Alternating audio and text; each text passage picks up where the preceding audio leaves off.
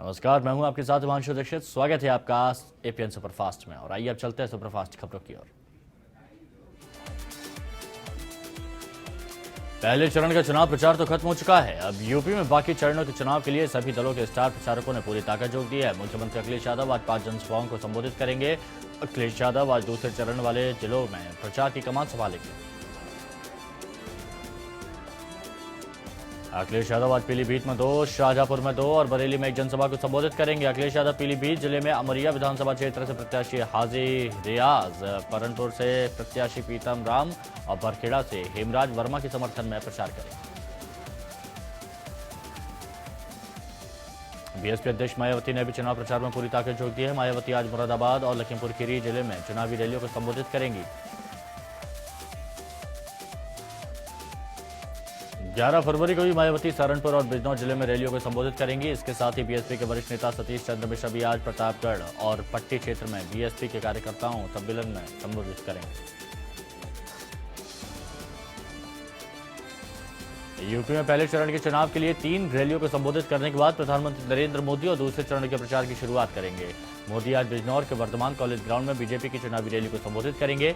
मोदी की रैली को देखते हुए बिजनौर में सुरक्षा के पुख्ता इंतजाम किए गए हैं। बिजनौर में 15 फरवरी को मतदान होना है। बिजनौर के बाद पीएम मोदी आज उत्तराखंड का रुख करेंगे और हरिद्वार में ऋषिकुल मैदान में चुनावी रैली को संबोधित करेंगे। हरिद्वार जिले की विधानसभा में सबसे ज्यादा 11 सीटें हैं। यहां 15 फरवरी को मतदान है।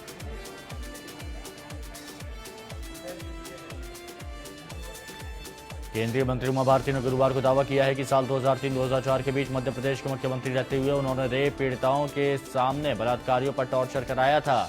आगरा में एक रैली को संबोधित करते हुए उमा ने कहा, बलात्कारियों को उल्टा लटकाकर तब तक पीटना चाहिए जब तक कि उनकी खाल न उधड़ जाए।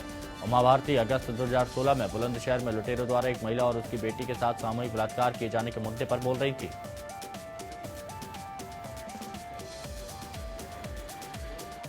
जिन्होंने ऐसे दुष्कर्म किए होते हैं, इनको उन्हीं लड़कियों के सामने और महिलाओं के सामने उल्टा लटका करके मार मार के चमड़ी उधेड़कर फिर उस मांस में नमक और मिर्च कर देना चाहिए ताकि ये तड़पे और इनको तड़पते हुए देखे वो लड़कियां, वो माएं और वो बहनें।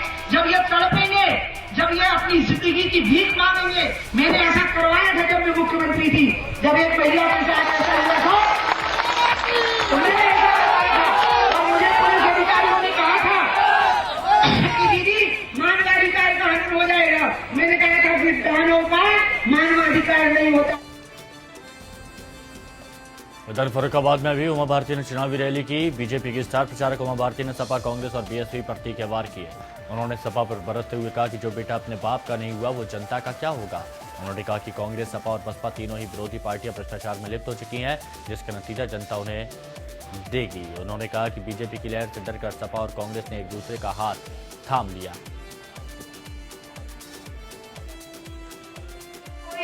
पुण्यात्मा डरे तो हमें पाप लगता है, लेकिन जब कोई पापी डरे तो मैं तो डर जाती हूँ। मैं आपको बताऊं प्रसन्नता से, और सचमुच में हमने जो प्रदेश के साथ में पाप किया है, इस उत्तर प्रदेश के साथ में इसकी माफी नहीं मिल सकती अखिलेश यादव जी को।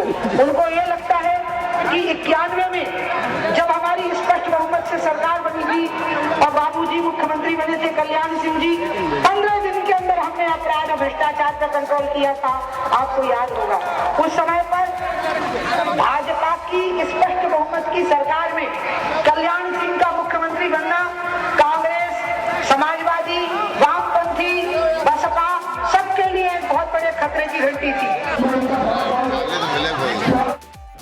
समाजवादी पार्टी और कांग्रेस गठबंधन के बाद भी कई सीटें ऐसी हैं जहां पेट फंसा हुआ है। इस बात की तस्दीक डिम्पल यादव की एक जनसभा में हो गई।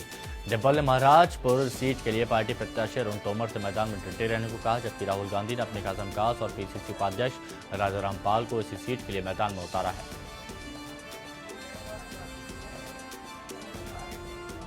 उत्तर प्रदेश के विधानसभा चुनाव में एक बार फिर शराबबंदी का मुद्दा गरमाया हुआ है। कई सियासी दलों के प्रत्याशी शराबबंदी के मुद्दे को ढोल बना विधानसभा की दहलीज तक पहुंचाना चाहते हैं। राजधानी में ओवैसी की पार्टी एआईएमआईएम और आरएलडी सहित कई पार्टियों ने प्रत्याशियों ने शराबबंदी को लेकर मंच साझा किया और एक सुर में शराब बैन किए जाने की मुहिम चलाने का ऐलान किया। यूपी विधानसभा चुनाव में जहां सभी पार्टियां लोगों को लुभाने के लिए जनसभाएं और रैलियां कर रही हैं, वहीं औरैया जिले के बाड़तौल और अट्टा गांव के लोगों ने मतदान का बहिष्कार करने का ऐलान किया। इनका कहना है कि हमारे इलाके में सड़क नहीं है, सभी नेता यहां आते हैं, वादे करते हैं, लेकिन चले जाते हैं। करने का सूचना मिली है। हम लोगों ने अपने अधिकारियों को भेज के भी लोगों से वार्ता कर रहे हैं। हम केवल अभी लोगों से इतना समझाने का प्रयास कर रहे हैं कि मतदान करना सबके हित में है और वो जिस काम को कराना चाह रहे हैं या जिस काम के लिए वो आज के लिए मांग कर रहे हैं, वो भी यदि वो लोग सही सोच समझ के मतदान करेंगे तो ज़रूर उनको आगे जाके उनको ज़रूर प्राप्त भी हो सकती। अभी तक कई बार नेताओं पर पैसे लेने का आरोप लगता रहा है, लेकिन रायबरेली में एक ऐसी तस्वीर सामने आई है जिसे देख आप भी परेशान हो जाएंगे। पूरा मामला भारत मुक्ति मोर्चा के राष्ट्रीय अध्यक्ष से जुड़ा है, जो उचार विधानसभा से बहुजन मुक्ति पार्टी के प्रत्याशी के समर्थन में एक जनसभा को संबोधित करने आए थे। मंच पर इन्होंने जमकर विरोधियों पर निशाना साधा, लेकिन मंच पर अपना काम करने के बाद जनाब ने वहीं पर प्रत्याशी और समर्थकों से पैसा बटोरते नजर आए। हालांकि नेताजी की हरकत कैमरे में कैद हो गई।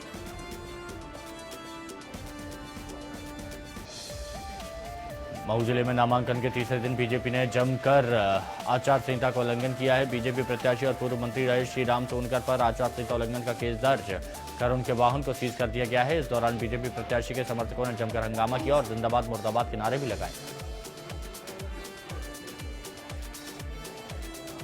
गाजीपुर में अंतिम चरण के लिए हो रहे नामांकन के पहले दिन सैदपुर विधानसभा के बीजेपी प्रत्याशी विद्यासागर सोनकर ने गाजीपुर सांसद और केंद्रीय रेल और संचार राज्य मंत्री मनोज सिन्हा के साथ नामांकन दाखिल किया।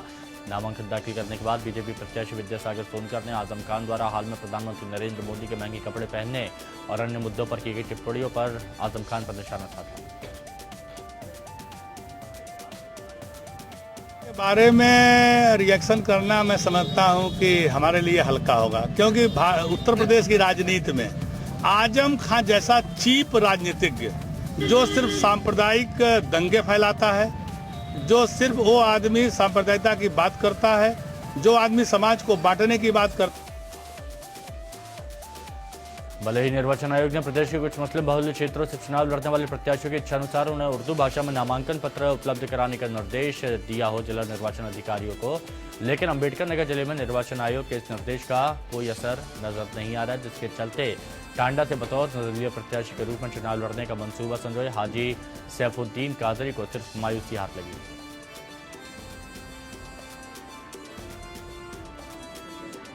मेरठ में जिलाधिकारी बी चंद्रकला ने प्रेस कॉन्फ्रेंस की, जिसमें कल होने वाले पहले चरण विधानसभा चुनाव के बारे में मीडिया को जानकारी दी गई। बैठक में चुनाव की अंतिम तैयारियों को लेकर चर्चा की गई। बैठक में जानकारी दी गई कि आज सुबह से मेरठ के विक्टोरिया पार्क में तमाम अधिकारियों का विद्या भवन हवा ड्यूटी लगाई जाएगी और तमाम टीमें अपने गंतव्य तक पहुंच जाएगी।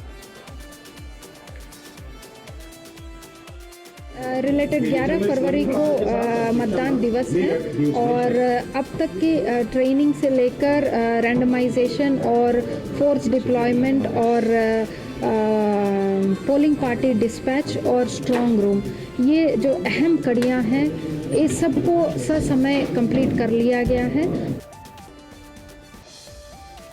रुड़की के लक्सर पहुंची मायावती ने कांग्रेस और बीजेपी पर हमला किया। मायावती ने कहा कि उत्तराखंड में कांग्रेस ने विकास की रफ्तार को पूरी तरह से रोक दिया है। अब समय आ गया है कि उत्तराखंड में भी बसपा को ज्यादा से ज्यादा सीटें मिले।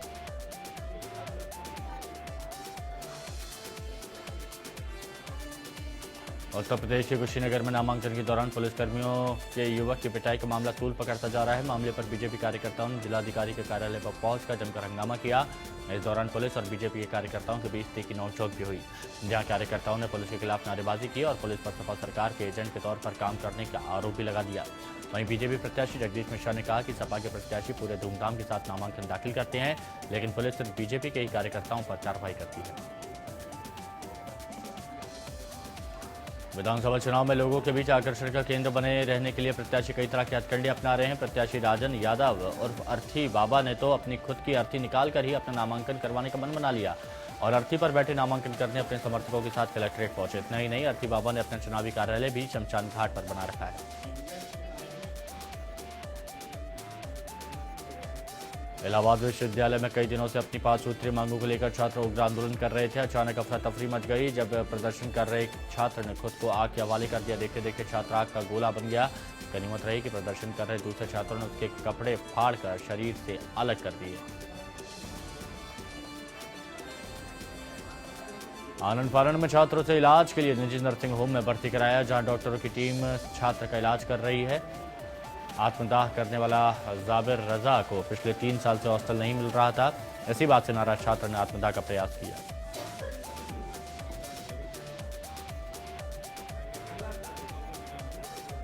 आगरा थाने की अहमदौला पुलिस ने एक ऐसे गैंग का खुलासा किया है जो किन्नर बनकर हाईवे से गुजरने वाली गाड़ियों को रोककर उनसे लूट करते थे। पकड़े गए सभी आरोपियों ने अपना जुर्म कबूल कर लिया है। पुलिस ने आरोपियों से लूट की रकम भी बरामद कर ली है।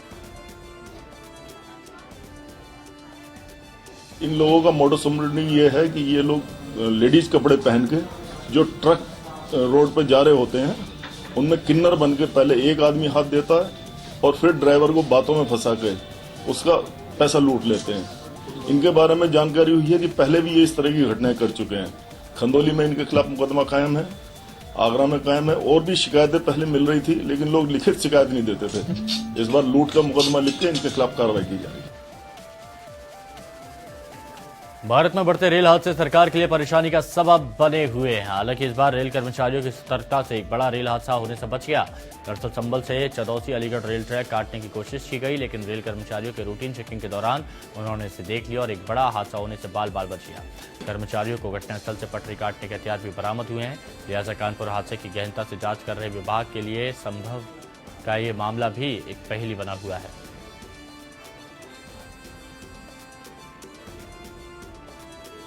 मुजफ्फरनगर में राष्ट्रीय लोकदल के प्रत्याशी शाहनवाज राणा पर अज्ञात हमलावरों ने फायरिंग कर दी और वहां से फरार हो गए। शाहनवाज राणा उस वक्त खतौली विधानसभा से चुनाव प्रचार के लिए जा रहे थे। वहीं मामले की जानकारी मिलते ही पुलिस ने कार्रवाई शुरू कर दी।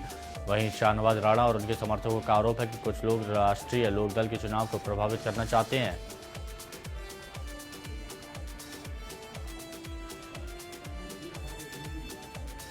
हरिद्वार के ज्वालापुर क्षेत्र के निर्माणाधीन रेलवे पुल के पास रेलवे ट्रैक पर दर्दनाक हादसा हो गया। देर रात तेज रफ्तार ट्रेन की चपेट में आकर जहां रेलवे के 3 मजदूरों की दर्दनाक मौत हो गई, तो वहीं रेलवे के एक अधिकारी सहित कुल 2 लोग गंभीर रूप से घायल हो गए। घायलों को गंभीर हालत में जॉली ग्रांट अस्पताल रेफर किया गया।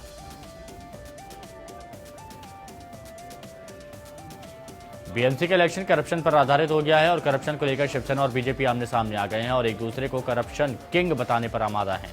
वही लंबे समय से बीएमसी की सत्ता से दूर और सबसे ज्यादा करप्शन के आरोप झेल चुकी कांग्रेस भी कोई मौका नहीं छोड़ना चाहती है और दोनों पार्टियों को भ्रष्ट बता रही है।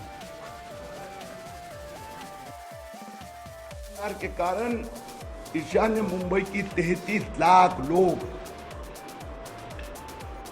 एक जहरीली वातावरण में गए अनेक वर्षों से जी रहे हैं।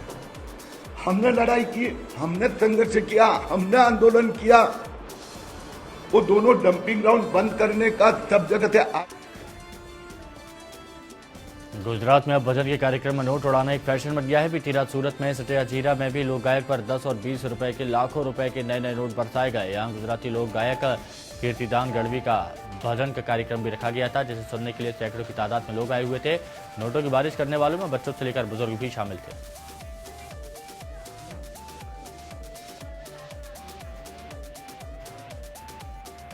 एक्सेलसियर थिएटर के लॉन्च के मौके पर अनिल कपूर इमोशनल नजर आए। उन्होंने कहा कि जब वो स्ट्रगल कर रहे थे तब उनके पास इतने पैसे नहीं हुआ करते थे कि वो कहीं जाने के लिए खुद के लिए कोट ले सकें, इसलिए वो एक शादी में जाने के लिए दूसरों के कपड़े रेंट पर लेते थे।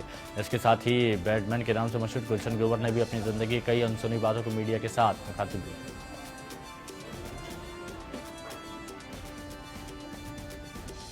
कल्पना चावला और सुनीता विलियम्स के बाद भारतीय मूल की एक और महिला शावना पांड्या स्पेस की उड़ान भरेंगी। डॉक्टर शावना पांड्या न्यूरोसर्जन है और कनाडा की अल्बर्टा यूनिवर्सिटी हॉस्पिटल में जनरल फिजिशियन है। उन्होंने सिटीजन साइंस एस्ट्रोनॉट प्रोग्राम के तहत स्पेस में जाने का मौका मिलेगा। अगले साल शुरू होने वाले मिशन में कुल 9 एस्ट्रोनॉट शामिल रहेंगे।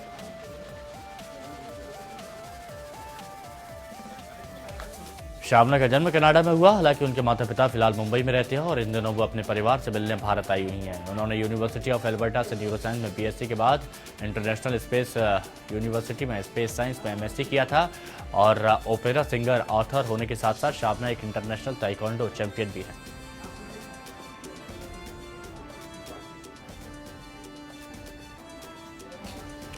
कप्तान विराट कोहली और मुरली विजय के शतकीय प्रहारों के अलावा चेतेश्वर पुजारा की शानदार 83 रनों की पारी की बदौलत भारत ने बांग्लादेश के खिलाफ हैदराबाद टेस्ट में जोरदार शुरुआत की। पहले दिन का खेल खत्म होने तक भारत ने अपनी पहली पारी में 3 विकेट 3256 रन बना लिए।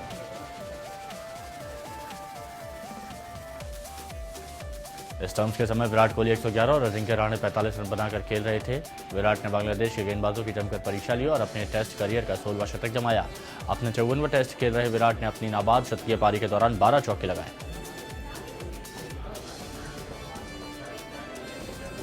सलामी बल्लेबाज मुरली विजय भी शतक पूरा करने में कामयाब रहे। 48वें टेस्ट में उनका ये 9वां शतक रहा।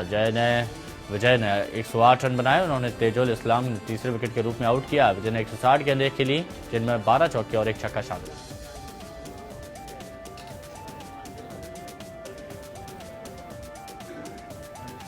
वहीं चेतेश्वर पुजारा 83 रन की शानदार पारी खेलकर पेविलियन लौटे। पुजारा का wicket off spinner Mehdi Hasan को मिला।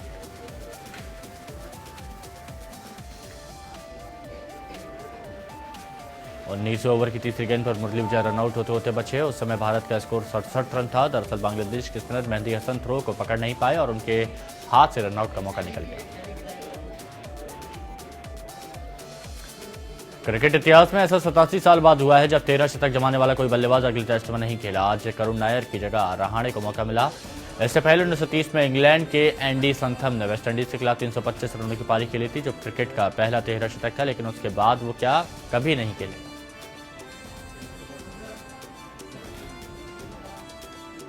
बॉलीवुड अभिनेत्री श्रुति उल्फत मुश्किल में फंस गई हैं। 1.5 साल पुराने एक वीडियो उनके इस मुश्किल का सबब है। वीडियो में श्रुति एक कोबरा के साथ फोटो खिंचवाती नजर आ रही हैं। इस वीडियो के वायरल होने के बाद एनजी और वाइल्ड लाइफ एक्टिविटीज ने इसकी वन विभाग को पुलिस में शिकायत की, जिसके बाद उल्फत को गिरफ्तार किया गया।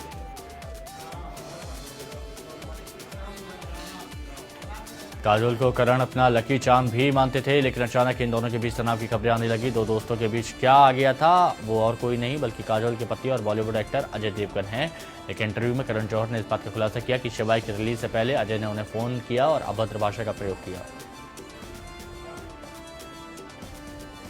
अभिनेता नील नितिन मुकेश आज वैवाहिक बंधन में बन जाएंगे। संगीत में अभिनेता ऋषि कपूर समेत बॉलीवुड के कई कलाकारों ने जमकर मस्ती की।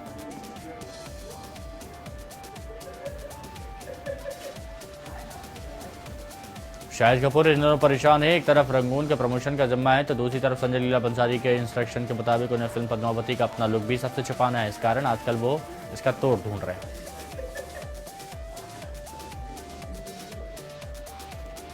बजरंग तो एपीएन सुपरफास्ट में मेरे साथ इतना ही। दीजिए इजाजत, नमस्कार।